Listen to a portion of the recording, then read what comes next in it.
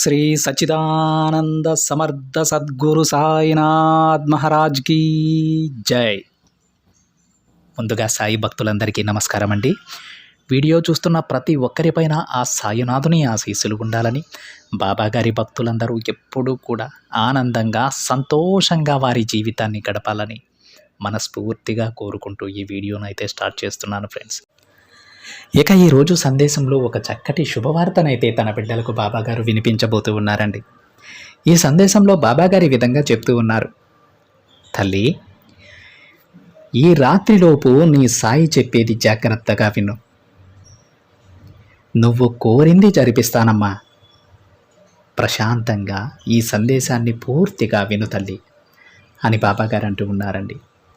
బాబాగారు ఈ విధంగా చెప్పారు అంటే మనం విననక్కర్లేదండి.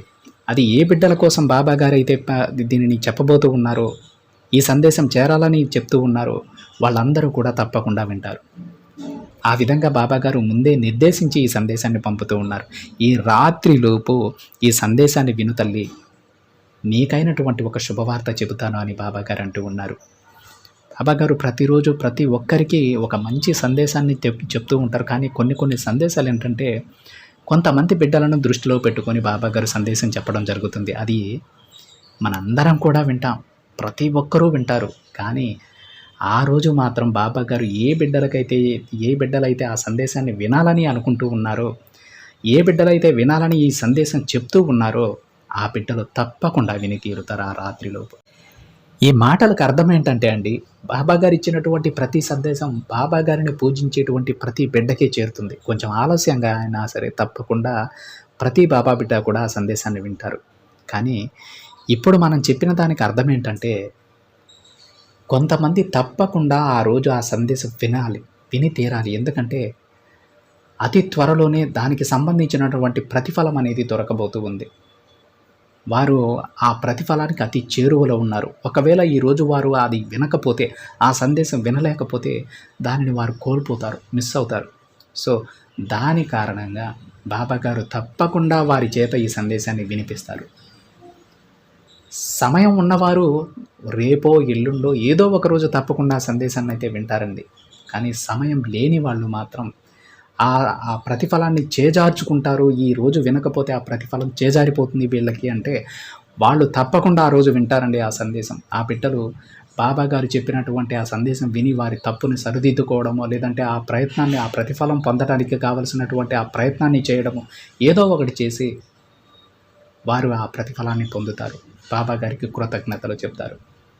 అందుకే మనం ఎప్పుడు ఏ సందేశం విన్నా మనం గుర్తుపెట్టుకోవాల్సింది ఒకటే, మన చెవిన బాబాగారి సందేశం పడుతుంది అంటే దానికి సంబంధించినటువంటి కొన్ని సందర్భాలు కానివ్వండి, లేదంటే దానికి సంబంధించినటువంటి ప్రతిఫలం కానివ్వండి, లేదంటే దానికి సంబంధించినటువంటి పరిహారం కావచ్చు, ఏదైనా సరే మనం చేయదగినటువంటి పనులు అతి దగ్గరలోనే ఉన్నాయి.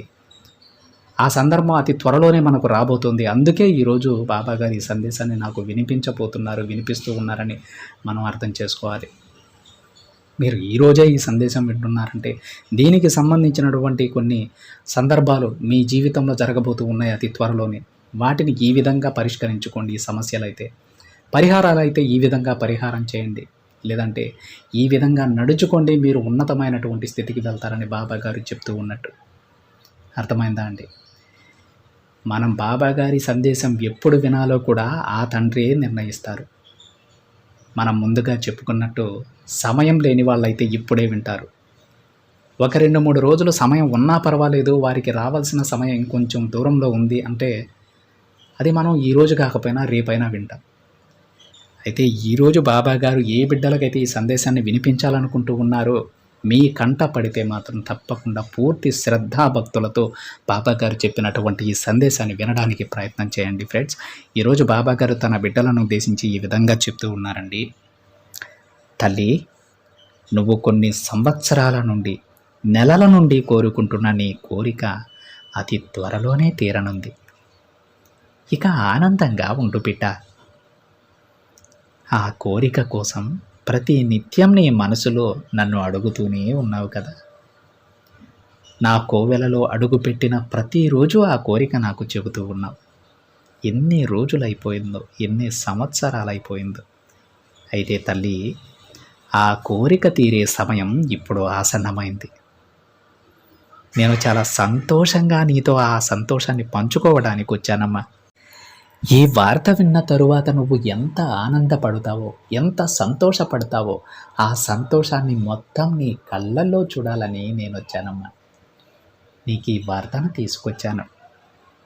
అవును తల్లి, ఇప్పుడు నువ్వు చాలా సంతోషంగా ఉన్నావు కదా. చూడు బిడ్డ, నీ ప్రతి కోరిక నాతో చెప్పుకున్నావు. నీ సమస్యలు తీర్చమని, నీ పిల్లల భవిష్యత్తు మార్చమని, ఎలాంటి అనారోగ్య సమస్యలు రాకూడదని, ఇంకా నీ కుటుంబం ఎల్లప్పుడూ ఆనందంగా ఉండాలని ప్రతిరోజు నా దగ్గర ప్రార్థనలు పెడుతూనే ఉన్నావు కదా.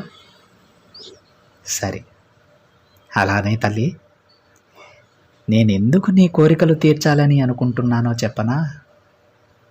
చూడు బిడ్డ, నువ్వు నాపై ఇప్పటి వరకు పూర్తి నమ్మకంతో ఉంటూ న్యాయపరమైన కోరికలు మాత్రమే కోరుకున్నావు కాబట్టి నీకు ఏదైతే అవసరమో ఆ కోరికను కోరావు, కానీ దురాశ పడలేదు, అత్యాశకు పోలేదు, ఎప్పుడు ఈర్షాద్వేషాలతో రగిలిపోలేదు. ఇవే తల్లి నీలో నాకెంతో నచ్చిన లక్షణాలు.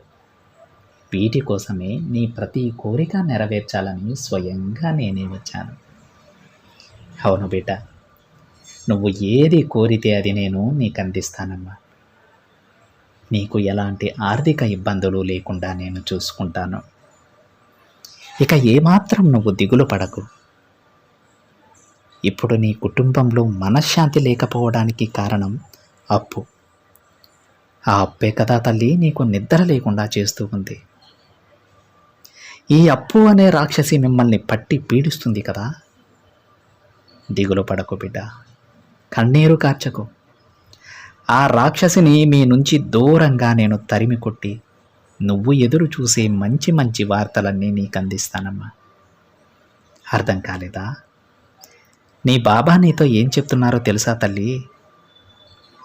నీకు సిరి సంపదలు ప్రసాదిస్తానని చెబుతూ ఉన్నారు.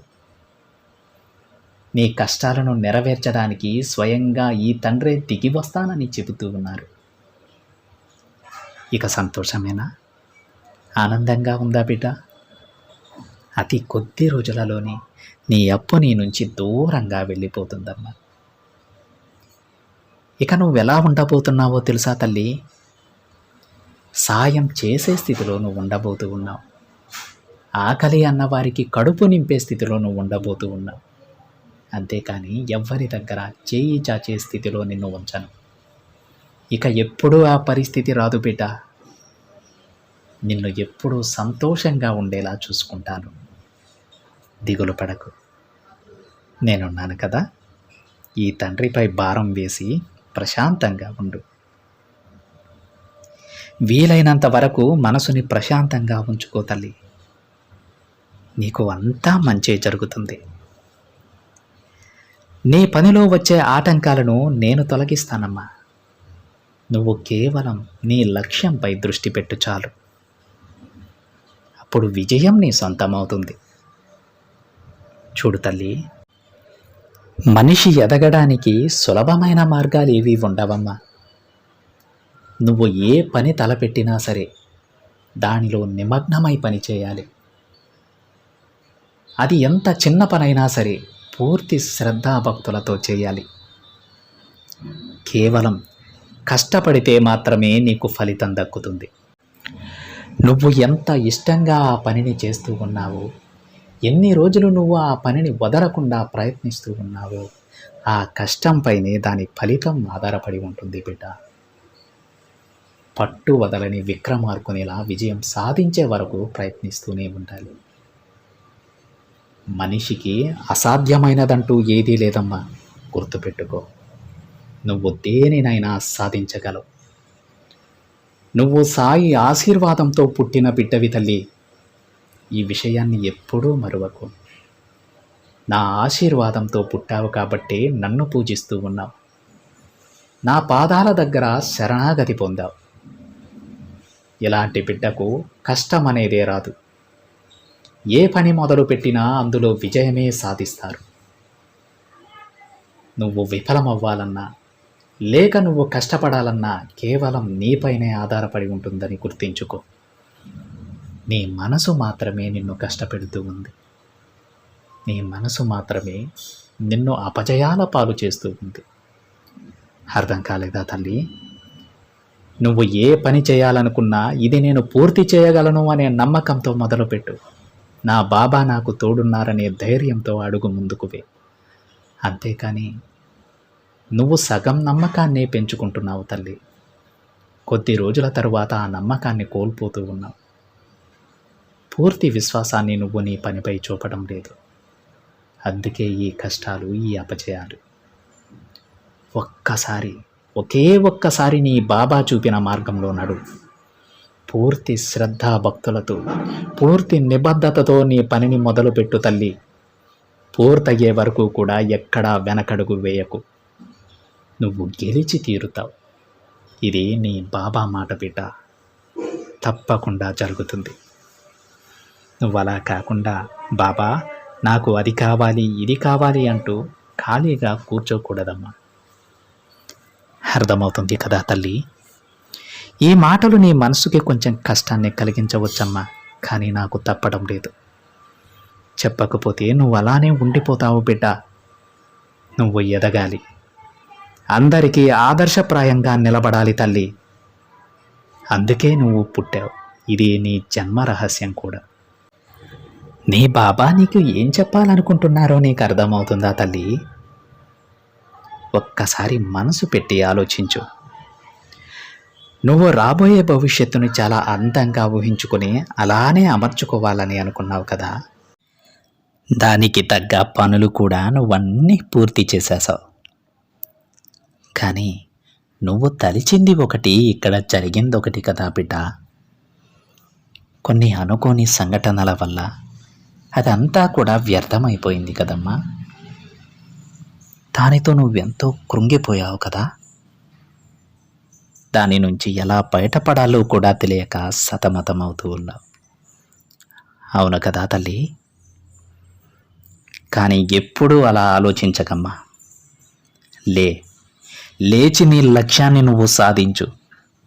ఎందుకంటే తల్లి, నువ్వు ఓడిపోయాను అని అనుకుంటున్నావంతే. నిజానికి నువ్వు ఓడిపోలేదు తల్లి. నువ్వు గెలుపు సాధించడానికే పుట్టావు. దేనినైనా సాధించగల సాయి బిడ్డవి నువ్వు. నీ మనసులో ఉన్న ఆ అనవసరమైన ఆలోచనలను పారద్రోలి ఒక్కసారి లేచి నిలబడు. నీ లక్ష్యం వైపు నడిచి చూడు బిడ్డ. తప్పకుండా గెలుస్తావు.